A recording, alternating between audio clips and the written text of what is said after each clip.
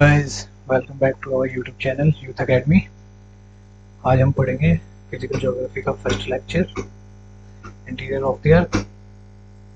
ये आपके प्रीलिम्स पर पर्सपेक्टिव से स्टेट पीसीएस में और खासकर सीएससी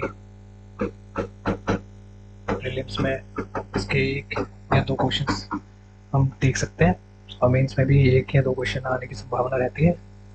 तो इसको हम आज ओवरव्यू लेंगे और आगे इसे जब जब तक ये पूरा फिनिश नहीं हो जाता आगे भी कंटिन्यू रखेंगे। तो आज हम स्टार्ट कर रहे हैं फिजिकल ज्योग्राफी। तो इसमें देखते हैं कि ये सब टर्म्स जैसे स्टडी ऑफ इंटीरियर को, जैसे हमारी अर्थ है,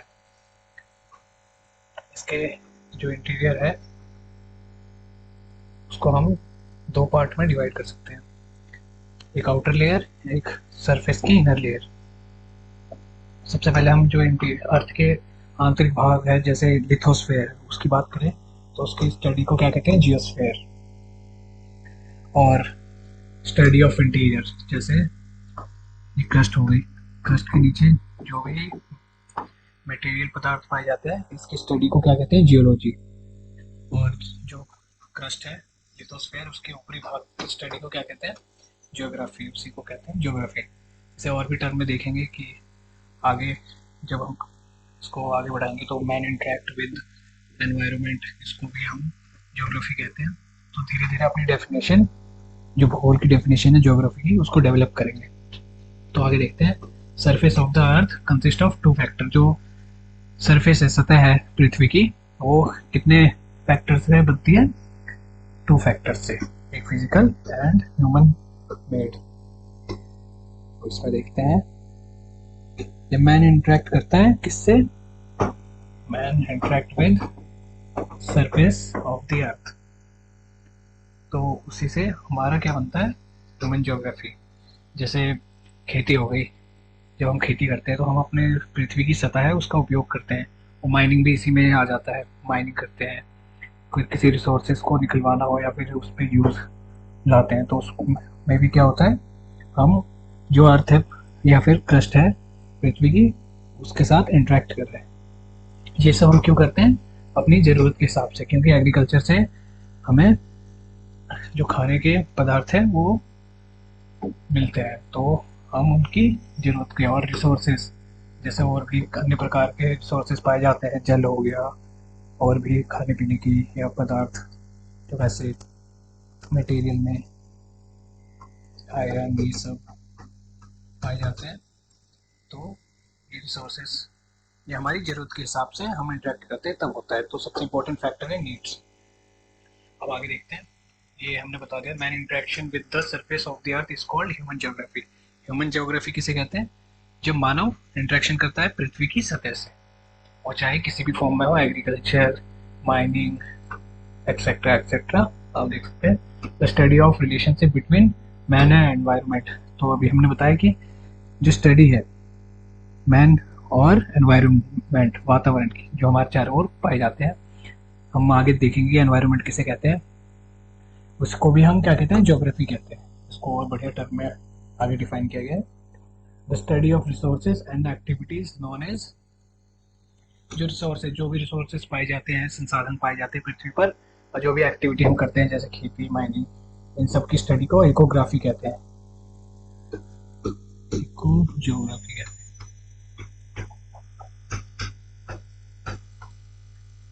इकोनॉमिकल टर्म में हमने यूज किया है इसलिए इकोग्राफी कहते हैं। किसकी स्टडी को, रिसोर्सेज, जो भी संसाधन पाए जाते हैं पृथ्वी पर, और एक्टिविटी, और उन संसाधनों को किस तरह उपयोग में लाया जाता है, उसकी स्टडी को हम क्या कहते हैं, इको जियोग्राफी। आप जानते हैं कि जो पॉपुलेशन है, जैसे कि हम इंटरेक्ट करते हैं तो, और पुराने समय में जो सारे समुदाय के लोग थे वो अलग अलग रहते थे, धीरे धीरे उन्होंने एक साथ रहना स्टार्ट किया।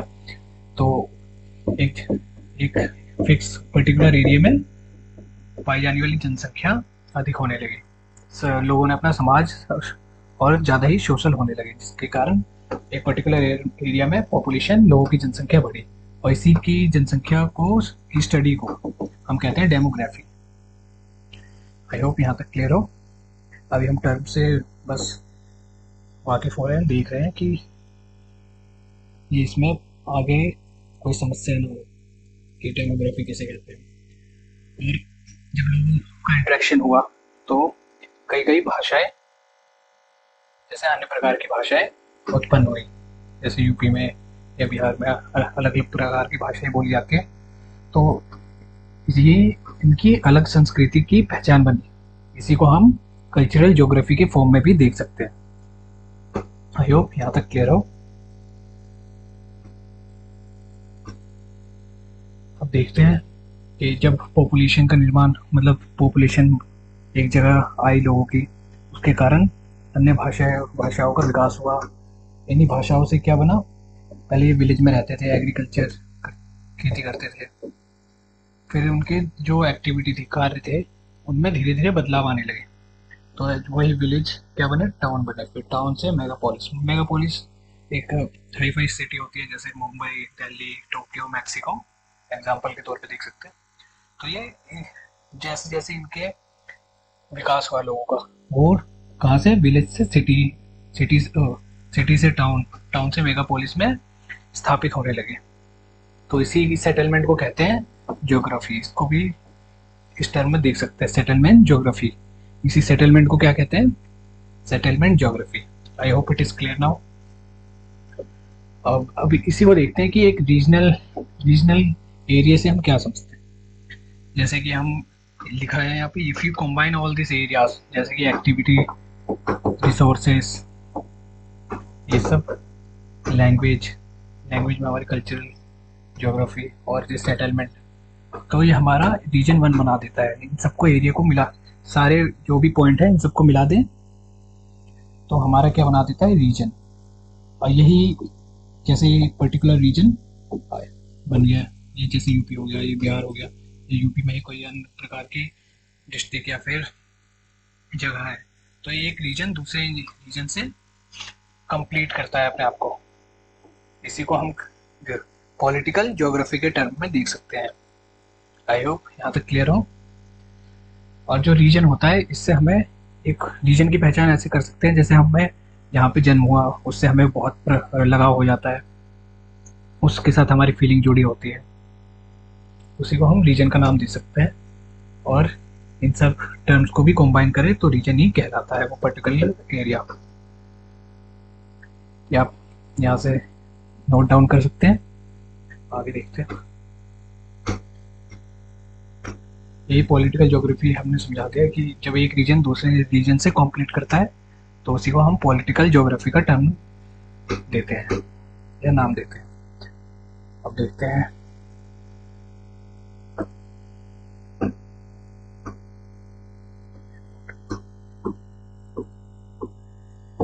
Study of. अब इसमें देख लेते हैं एक और टर्म। ये तो हमने ह्यूमन ज्योग्राफी पढ़ा। अब फिजिकल ज्योग्राफी या नेचुरल लैंडस्केप किसे कहते हैं। जैसे लैंड, वाटर और एयर जब ये इंटरेक्ट करती है तो ये लैंडफॉर्म क्रिएट, लैंडस्केप बनाती है। जैसे लिथोस्फेयर हमारा हो गया,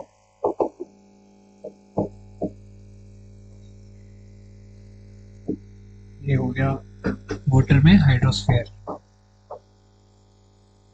लिथोस्फेयर की स्टडी को ही जियोमॉर्फोलॉजी कहते हैं। जियो मीन्स हमारी धरती, अर्थ, मॉर्फोलॉजी मीन्स स्ट्रक्चर। ये हम पढ़ेंगे अभी इस आगे आने वाले लेक्चर में। बाकी जो हाइड्रोस्फेयर है इसी को हम ओशनोग्राफी में ले लेते हैं, इसको हम बाद में पढ़ेंगे। उसके बाद आ जाता है एटमॉस्फेयर। आई होप यहाँ तक क्लियर है। सबसे पहले हम जियोमॉर्फोलॉजी देखेंगे, जिसका अर्थ है अर्थ का structure. Morpho means structure.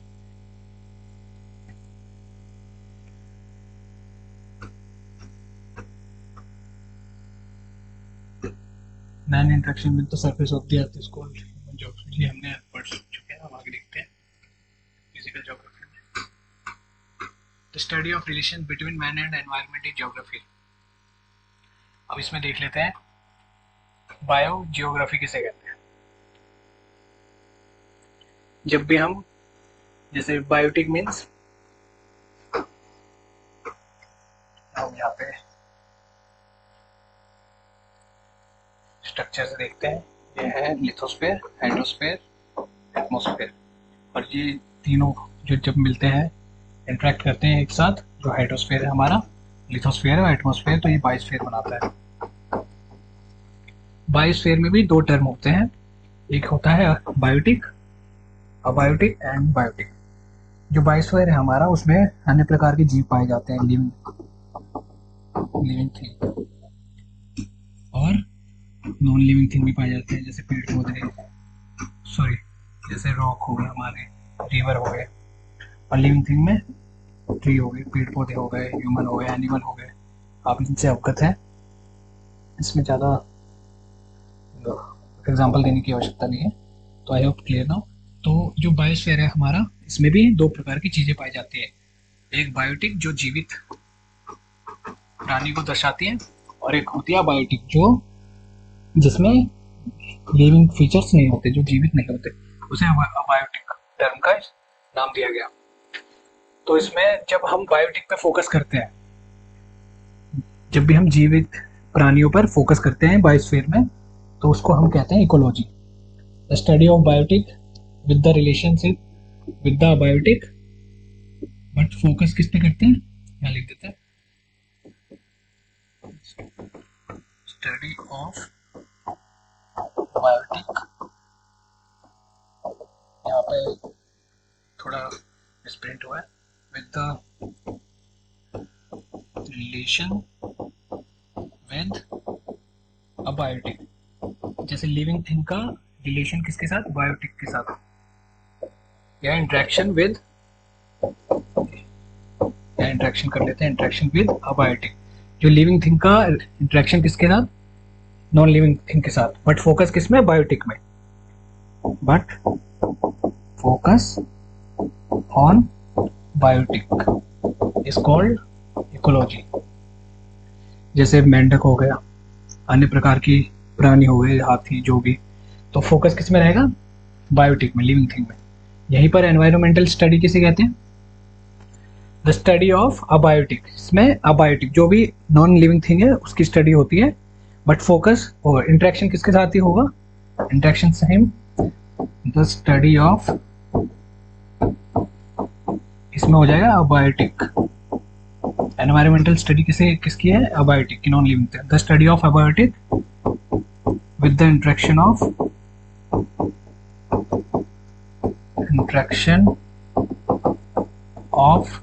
Biotic. इसमें जो नॉन लिविंग थिंग का इंटरेक्शन किसके साथ होगा, बायोटिक के साथ, लिविंग थिंग के साथ, but focus on abiotic, non living, is called environmental study. इसी को हम कहते हैं एनवायरमेंटल स्टडी। आई होप यहाँ तक क्लियर हुआ हो, आप नोट डाउन कर सकते हैं।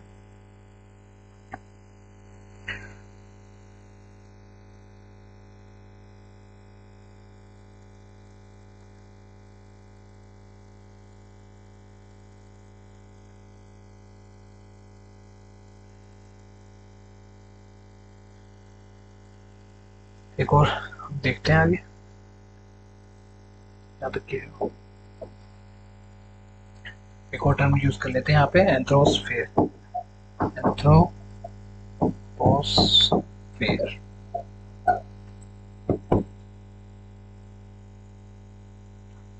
इसमें देखते हैं, द एनवायरमेंट क्रिएटेड बाय, जो भी वातावरण created by human is called, जो भी संरचना, स्ट्रक्चर किसके, मानव के द्वारा बनाई गई, उसी को हम कहते हैं एंथ्रोस्फेयर, एंथ्रोपोस्फेयर। अब आगे देखते हैं,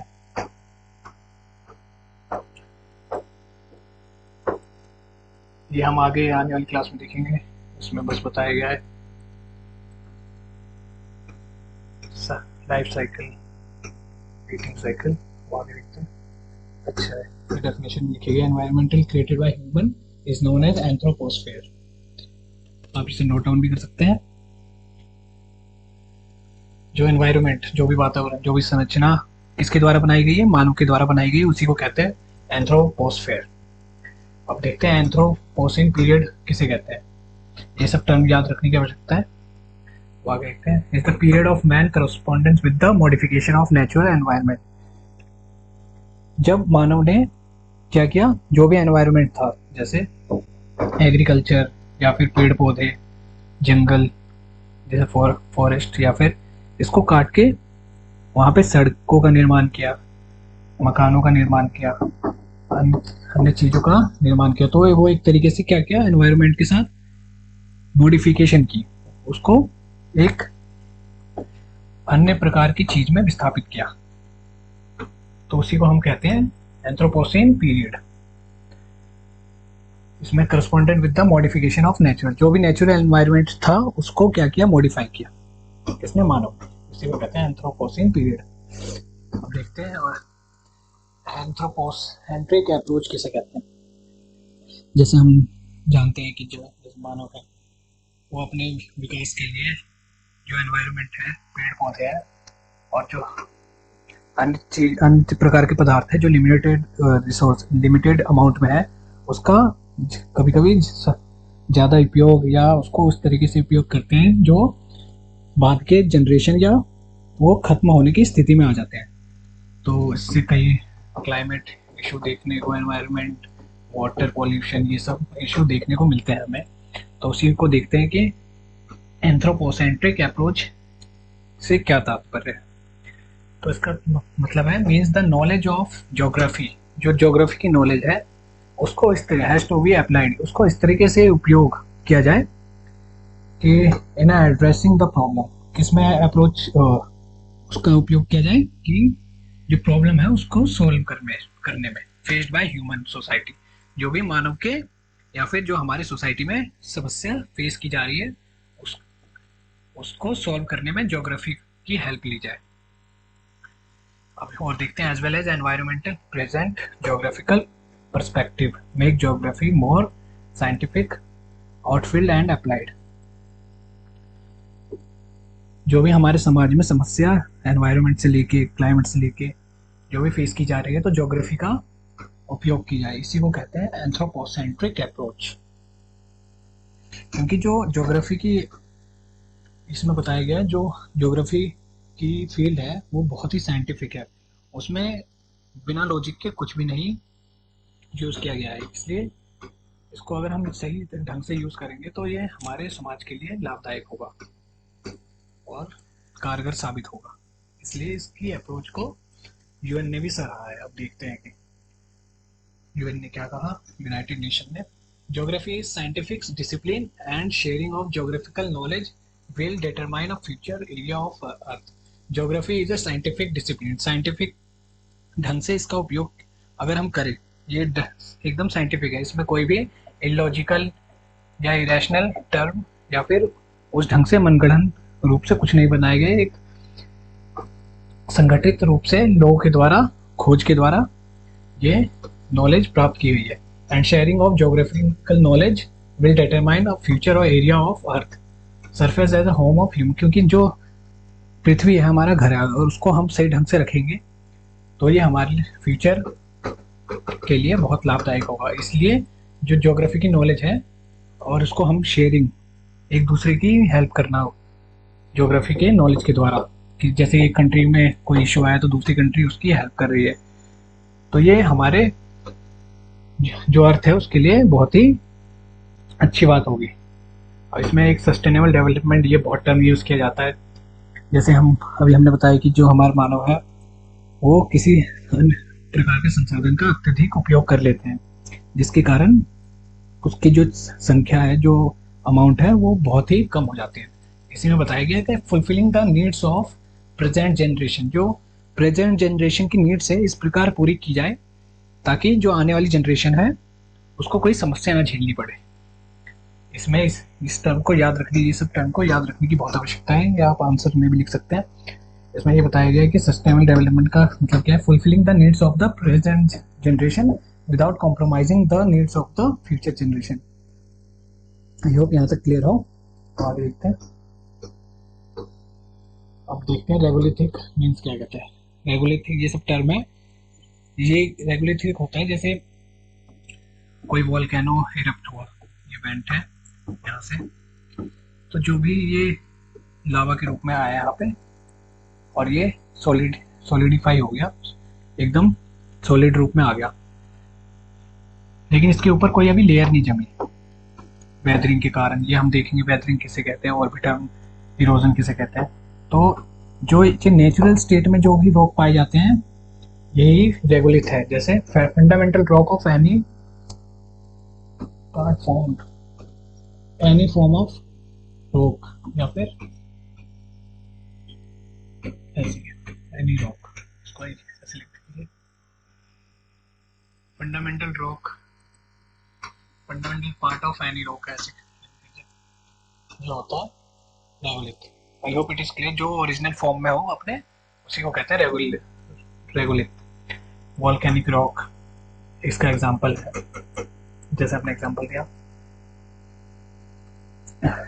अब landform is a function of structure geographic process. अब इसमें देखते हैं लैंडफॉर्म बनता कैसे। सबसे पहले जो स्ट्रक्चर होता है, निर्माण होता है, वो कैसा होता है, वो जियोलॉजिकल होता है। जैसे कि कभी जैसे किसी लैंडफॉर्म का स्ट्रक्चर आपने देखा होगा, लैंडफॉर्म जैसे प्लेन हो गए, मैदान, माउंटेन, रिवर।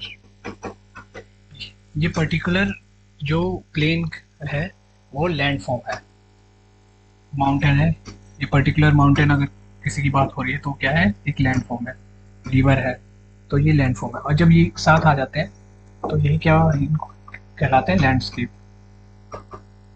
आई होप जो हिमालय हमारा है वो किसका एग्जांपल है, लैंडफॉर्म का या लैंडस्केप का। क्योंकि हिमालय में क्या प्लेन्स भी पाए जाते हैं, रिवर्स भी पाई जाती है, तो ये किसका एग्जांपल होंगी, लैंडस्केप का। तो यही बताया गया है कि लैंडफॉर्म इज अ फंक्शन, किसके लैंडफॉर्म बनाने में कौन कौन से फंक्शन कारगर होते हैं इसके लिए।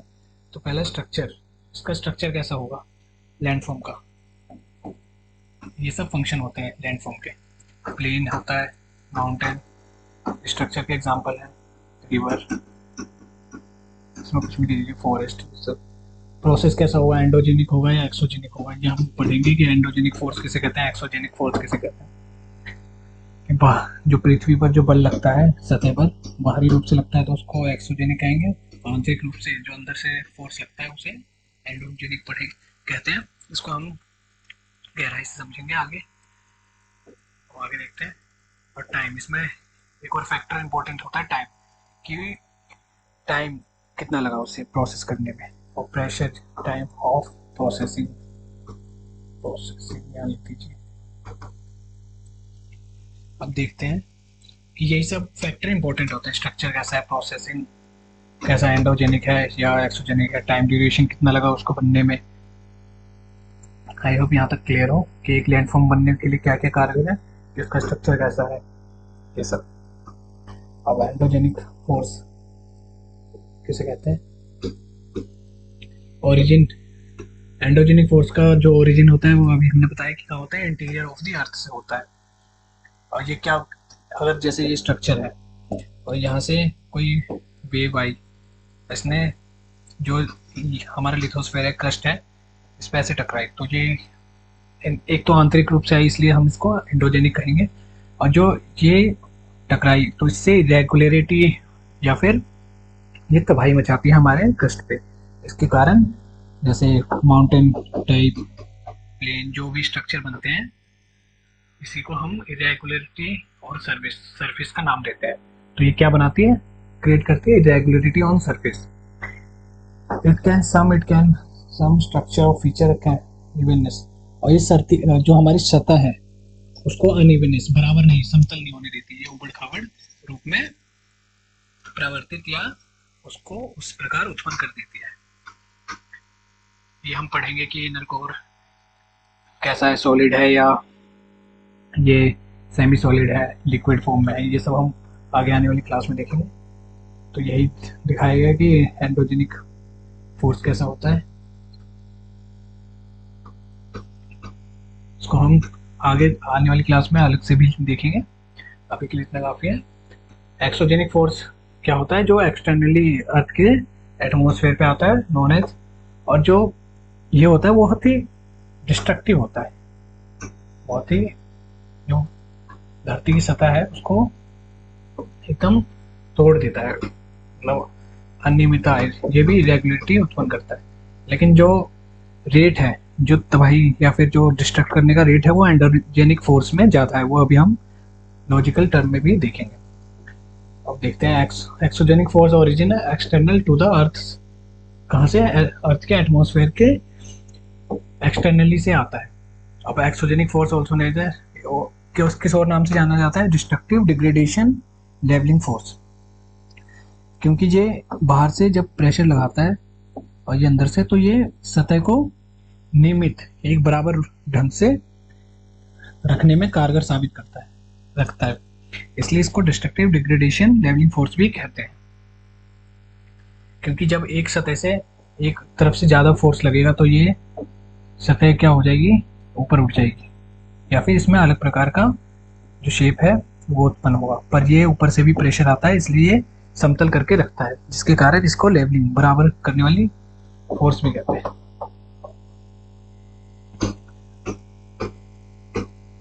यहाँ पे बताया गया कि ये फैक्ट है, ये प्रीलिम्स में क्वेश्चन में आते हैं। Rate of endogenic force is not equal to the, ये है rate of endogenic force is not equal to rate of exogenic force. I hope यहाँ तक क्लियर हो। आगे देखते हैं। Non uniformity of the surface of the earth is outcome of imbalance between the endogenic force and exogenic force. जो non uniformity पाई जाती है हमारी जो धरती है उस पर, उसका मुख्य कारण यही होता है। नॉन यूनिफॉर्मिटी मीन मतलब जो हमारी धरती है उस पर एक प्रकार की सतह नहीं पाई जाती। कहीं पे प्लेन है, कहीं पे माउंटेन है, कहीं पे रिवर है। अगर ये इम्बैलेंस नहीं होती, एंडोजेनिक फोर्स का जो रेट है वो एक्सोजेनिक फोर्स के रेट के बराबर ही होता, तो जो धरती की सतह है वो इक्वल होती। पर जो रेट है एंडोजेनिक का वो अधिक है, जिसके कारण यहाँ पे जो सतह है उसमें अंतर देखा जा सकता है कि एक जगह माउंटेन है, एक जगह रिवर है। आई होप यहाँ तक समझ में आया हो। यहाँ पे यही समझाया गया है कि इम्बैलेंस बिटवीन जो यूनिफॉर्मिटी है, अनियमितता या अलग अलग प्रकार की सतह पाई जाती है पृथ्वी पर, किसके कारण है? कौन से? Outcome of imbalance between endogenic and exogenic force, इसके कारण है। Landform, the function of endogenic and exogenic forces is combination between endogenic, यही समझाया गया है। यहाँ देखो, rate of endogenic force will be greater than the exogenic force. यही बताया गया कि रेट ऑफ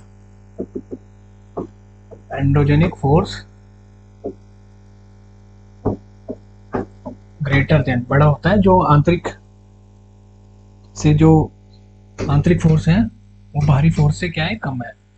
जो नीचे से, जैसे आप जानते हैं कि वोल्केनो इरप्ट होता है, इसके कारण लावा इतनी भारी मात्रा में निकलता है, तो जो आंतरिक फोर्स है उसकी जो रेट है, इंटेंसिटी है, वो अधिक है बाहरी फोर्स से। ये सब प्रीलिम्स के क्वेश्चन बनते हैं, उसको आप एज इट इज याद कर सकते हैं।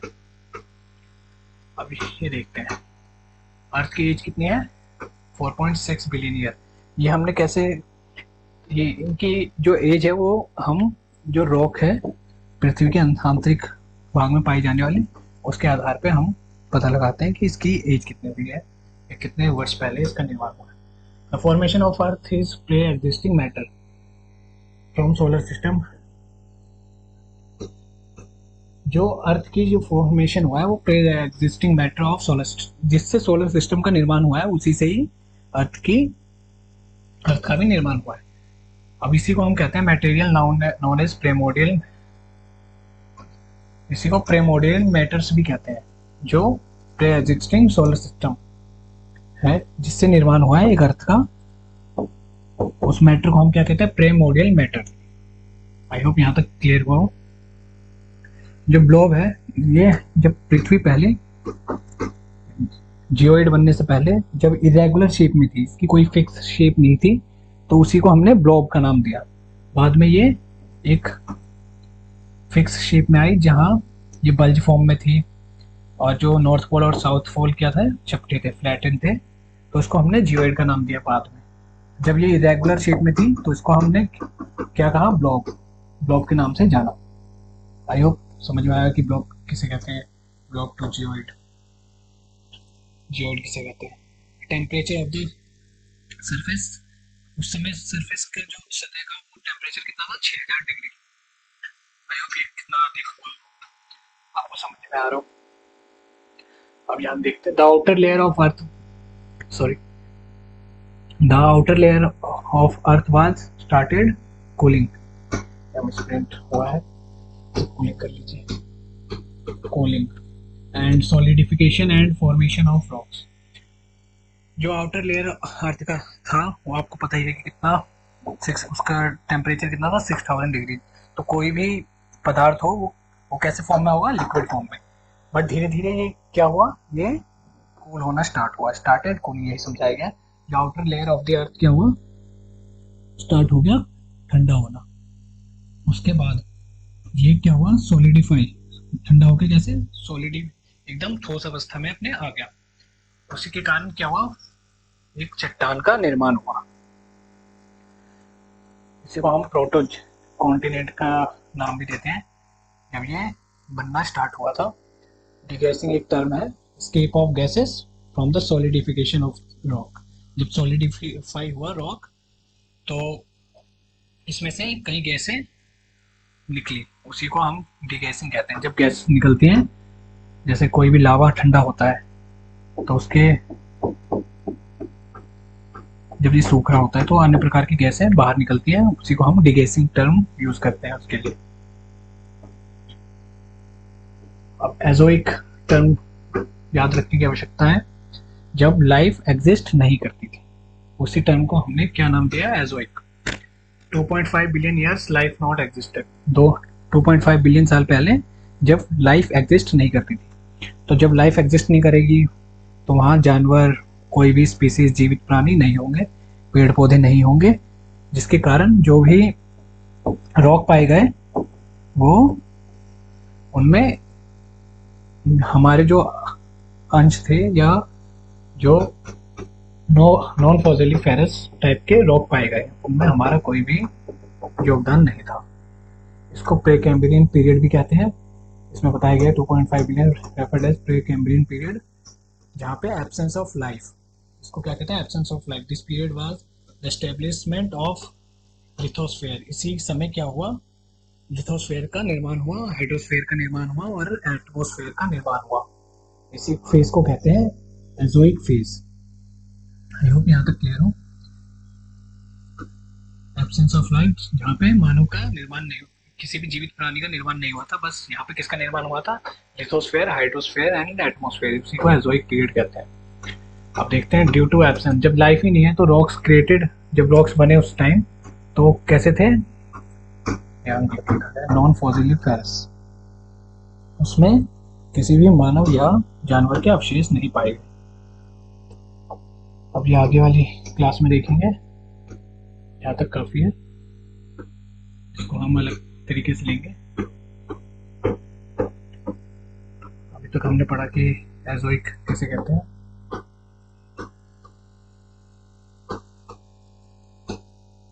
इसमें देखेंगे सेंटर ऑफ द, इसमें mechanism of transfer of heat किसे कहते हैं, कन्वेक्शन, कन्वेक्शन, कन्वेक्टेड, कंडक्शन, ये सब टर्म का यूज किन बिहाफ पे किया जाता है, किस बिहाफ पे किया जाता है, डेंसिटी एडजस्टमेंट किसे कहते हैं, थर्मल कंडक्टिविटी किसे कहते हैं। तो ये लेक्चर आज के लिए इनफ था, आप इसकी रिवीजन कर सकते हैं और कोई भी क्वेरी है तो आप कमेंट सेक्शन में डाल सकते हैं। आई होप आज की क्लास समझ में आई हो। तो मिलते हैं नेक्स्ट लेक्चर में। Thank you.